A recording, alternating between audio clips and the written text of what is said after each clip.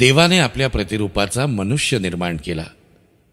समुद्रातले मासे, आकाशातले पक्षी, ग्रामपशु, अवघी पृथ्वी आणि पृथ्वीवर रांगणारे सर्व प्राणी यांच्यावर त्याला सत्ता दिली. देवाने त्या मनुष्याला अशी आज्ञा दिली की बागेतील वाटेल त्या झाडाचे फळ यथेच्छ खा, पण बऱ्या वाईटाचे ज्ञान करून देणाऱ्या झाडाचे फळ खाऊ नको, कारण ज्या दिवशी त्याचे फळ तू खाशील त्या दिवशी तू निश्चित मरशील. त्या मनुष्याने आज्ञा मोडली आणि पापाचं वेतन मरण हे त्याला प्राप्त झालं.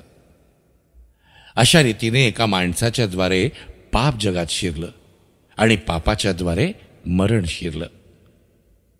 स्तोत्र संहिता म्हणतो, मी जन्माचाच पापी आहे. माझ्या आईने गर्भधारण केले तेव्हाचाच मी पातकी आहे. तर सर्व माणसात जन्मतःच पाप असल्यामुळे सर्व माणसात मरण पसरलं. परंतु देवाची मानवावरील अद्भुत प्रीती पहा. अधोलोकाच्या तावडीतून आणि मृत्यूपासून त्याला मुक्त करण्यासाठी परमेश्वरानं आपल्या एकुलत्या एक पुत्राला खंडणी म्हणून जगात पाठवलं, यासाठी की त्याच्याद्वारे सर्व मनुष्य जातीला जीवन प्राप्त व्हावं. तर शब्द देही झाला आणि त्याने आम्हामध्ये वस्ती केली आणि आम्ही त्याचे गौरव पाहिले.